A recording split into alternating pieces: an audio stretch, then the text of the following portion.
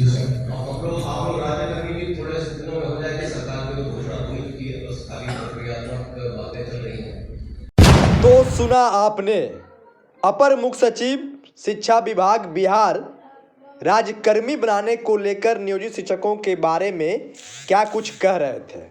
आगे उनकी पूरी बात इस वीडियो में सुनाएंगे जो उन्होंने नियोजित शिक्षकों के प्रशिक्षण कार्यक्रम में कहा है। पॉजिटिव बातें कही है।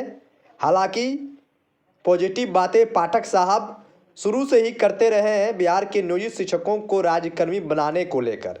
उन्होंने अपने पत्रों में भी जिक्र किया कि नियोजित शिक्षक बहुत जल्द राज्यकर्मी बन जाएंगे, इसलिए सारी चीज़ें उन पर भी लागू होंगे जो उनका आदेश निर्गत हो रहे हैं, क्योंकि बहुत सारा जो आदेश उनके तरफ से आता है वो राज्यकर्मी के लिए होता है और इसलिए नियोजित शिक्षक भी राज्यकर्मी बनने जा रहे हैं, इसलिए ये आदेश उन पर भी यानी नियोजित शिक्षकों पर भी लागू होंगे। पाठक साहब ऐसा अपने पत्रों में लिखते रहे हैं और इस बार उन्होंने अपने दौरे में जो निरीक्षण के क्रम में नियोजित शिक्षकों का जो प्रशिक्षण चल रहा है 6 दिवसीय, उनमें ये बातें कही है कि आपके नियोजित को राज्यकर्मी बनाने का जो प्रक्रिया है सरकार इस पर काम कर रही है, बहुत जल्द राज्यकर्मी घोषित हो जाएंगे। हमेशा से ये बातें कही जा रही है, महीने बीत चुके हैं, लोग निराश भी हो रहे हैं, लेकिन आपको बता दें कि निराश होने की ज़रूरत नहीं है। नियोजित शिक्षक राज्यकर्मी बनेंगे, शर्त अलग अलग हो सकते हैं, लेकिन नियोजित शिक्षक राज्यकर्मी बनेंगे ज़रूर। नियोजित शिक्षकों की जो नियमावली है उन पर कैबिनेट की मुहर बहुत जल्द लगेगी, ये हम नहीं बल्कि पाठक साहब कहते हुए दिखे।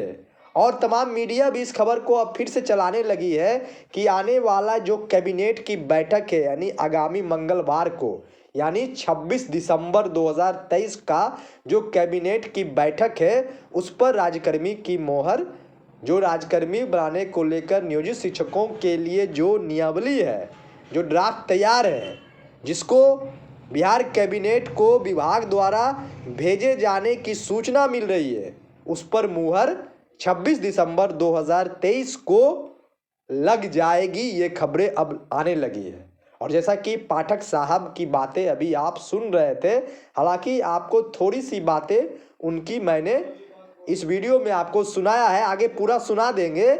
और शुरू में ही वे कह रहे थे कि नियोजित शिक्षकों को राज्यकर्मी बनाने की प्रक्रिया चल रही है, तेज़ी से बात हो रही है, बहुत जल्द राज्यकर्मी बन जाएंगे, क्योंकि जहां पर ये बातें पाठक साहब कह रहे थे वहां पर नियोजित शिक्षक ही बैठे थे। हालांकि उन्होंने बीएड धारी शिक्षकों की जो समस्या है उन पर भी बातें कही है कि सरकार अपनी ओर से एसएलपी दायर करने जा रही है, किसी को चिंता करने की ज़रूरत नहीं है। जो शिक्षक छठे चरण में बहाल हुए हैं, बीएड धारी जो बहाल हुए हैं, शिक्षक जो बहाल हुए हैं, जिनको हटाने की बातें माननीय Patna high court supreme court के आदेशालोक में कही है, उस पर जो है सरकार एसएलपी दायर करेगी माननीय सुप्रीम कोर्ट में और किसी को चिंता करने की बात नहीं है। ये बातें भी कहते हुए पाठक साहब दिखे हैं। मुख्य रूप से राज्यकर्मी बनाने को लेकर वे बातें कह रहे थे, तो यह बात आप जान लीजिए कि नियोजित शिक्षक राज्यकर्मी बनने जा रहे हैं, इसमें कहीं कोई दो राय नहीं है। लेकिन हाँ, शर्तें क्या होगी इस पर खुलासा नहीं है, सिर्फ कयास लगाए जा रहे हैं। तो आइए पहले आपको पाठक साहब की पूरी बातें सुना देते हैं, जिसमें राज्यकर्मी की बातें कह रहे हैं और बीएड धारी शिक्षकों की बातें कह रहे हैं और पढ़ने की बातें कह रहे हैं, गुणवत्तापूर्ण शिक्षा की बातें कर रहे हैं, मिशन दक्ष की बातें कर रहे हैं। तमाम उनके द्वारा कही बातों को सुने और उनके द्वारा जो पॉजिटिविटी है उसको अपनाएं और निगेटिविटी जो है उस पर देखें, सब्र रखें। कुछ पाने के लिए कुछ खोना पड़ता है, बस यही कहेंगे। तो आइए पाठक साहब की पूरी बातों को आपको हम सुनाते हैं। आप लोग राजा करने की थोड़े से दिनों में हो जाएगी सरकार की जो घोषणा हुई कि बस खाली प्रक्रियात्मक बातें चल रही हैं। लेकिन आप 9 बजे चले जाते हैं स्कूल, शाम तक रहते हैं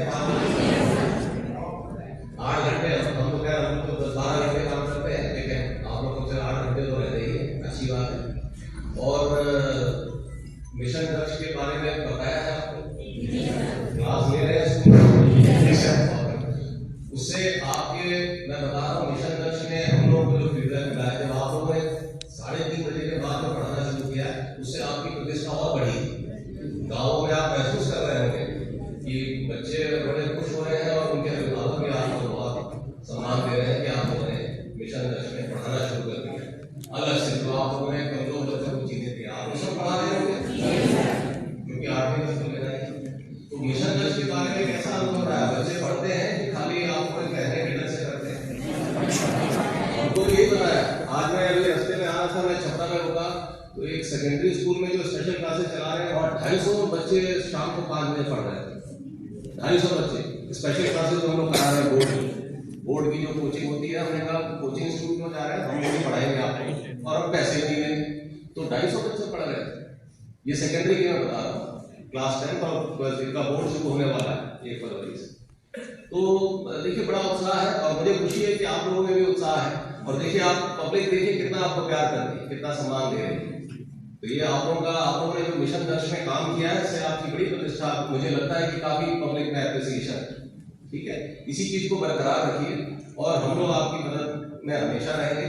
तरह तरह के जो कोर्ट ऑर्डर आए हुए हैं उससे आपको घबराना नहीं है। कुछ आप लोगों ने बीएड वाला ऑर्डर आया है तो आपको उसमें चिंता नहीं करना। हम लोग जा रहे हैं सरकार की ओर से अपील। कितने लोग ऐसे हैं जो कोर्ट के जजमेंट से प्रभावित हो रहे हैं? वाले तो हैं नहीं है 6 to 8 वो 1 to 5 वाले होंगे, 1 to 5 वाले। तो मेरा